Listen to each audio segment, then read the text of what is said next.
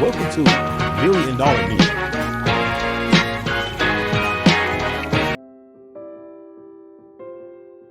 Here's the big challenge of life. You can have more than you've got because you can become more than you are.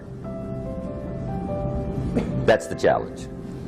And of course the other side of the coin reads, unless you change how you are, you'll always have what you got. I have found in my experience that income does not far exceed personal development. Now sometimes income takes a lucky jump, but sure enough, unless you grow out where it is, it'll usually come back where you are. Life has strange ways. If somebody hands you $1 million, best you become a millionaire quickly, so you get to keep the money. Otherwise, sure enough, it'll disappear. Somebody once said, if you took all the money in the world, divided it up equally among everybody, it would soon all be back in the same pockets. Incredible. Success is something you attract, not something you pursue. Success is looking for a good place to stay. So instead of going after it, you work on yourself. Personal development. See, the major question to ask on the job is not what are you getting? The major question to ask on the job is, what are you becoming? See, the big question is not what am I getting paid here? The big question is, what am I becoming here? Because true happiness is not contained in what you get. Happiness is contained in what you become. So that's our major subject for tonight, personal development. Of all the assignments Mr. Schoaf gave me at age 25, this was probably the most difficult. In fact, I'm still working on this one. I think it's an unending challenge to see what you can become. The next subject is called basic laws. And it's good to study the basics. And I call these basics primarily because they come from the Bible. Now, I'm not a theologian or a minister, and that'll be apparent. But Mr. Schoaf taught me that the Bible was a good textbook for ideas and stories and success equations, how to live the better life. I found out that was true. He also taught me that the Bible is as practical as it is spiritual, and I found out that's true. If you look at your bank account and your income and you're not happy, there are several places in the Bible to check to see what the heck's wrong, so you can make the changes.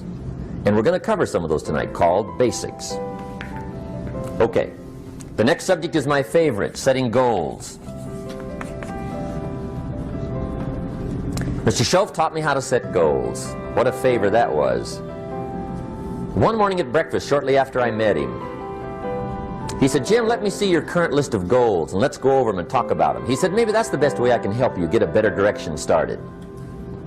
And I said, I don't have a list. He said, well, is it out in the car or home somewhere?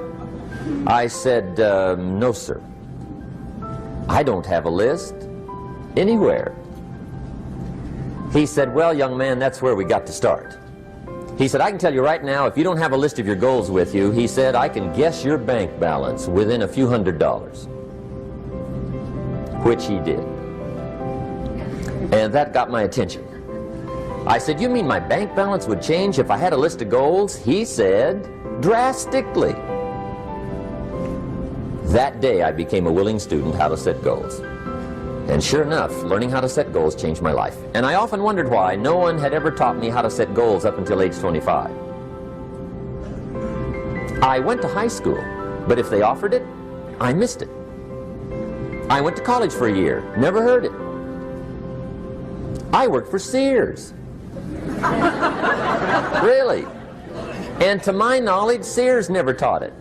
Right? How to set goals. So here I am, age 25, married, my family's starting, I've been to college, I'm working, and I still don't know how to set goals. But fortunately, when I was 25, I met the man who taught me how, and it revolutionized my whole life. Economically, socially, personally, it's incredible. So I want to share with you tonight what Mr. Schoaf shared with me, how to set goals. It can be a life changer.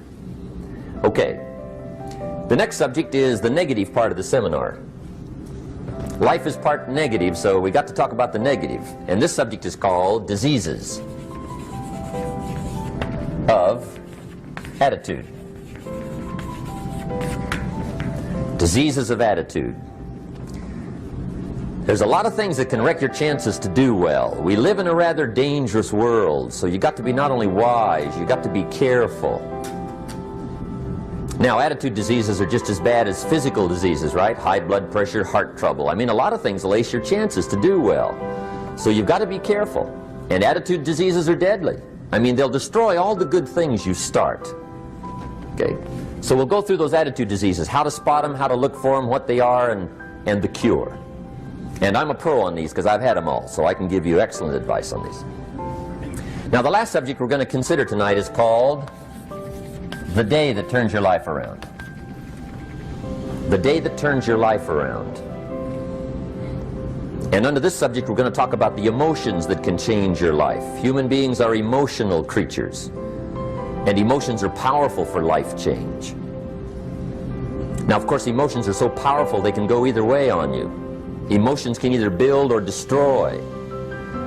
So you really have to employ emotions properly. We call civilization the intelligent management of human emotions. If you can intelligently apply your emotions in the right direction, no telling what can happen. Could turn your life around one day would be sufficient. So we'll talk about those. Okay.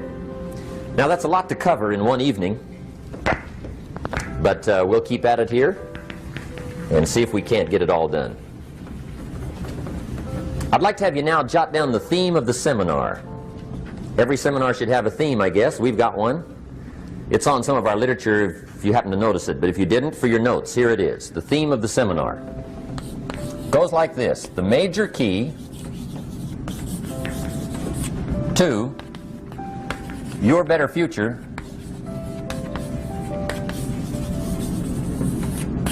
is you. That's the theme of our seminar tonight. The major key to your better future is you. And I'd like to have you underline two words just to give it some added punch. Underline the word major and the word you,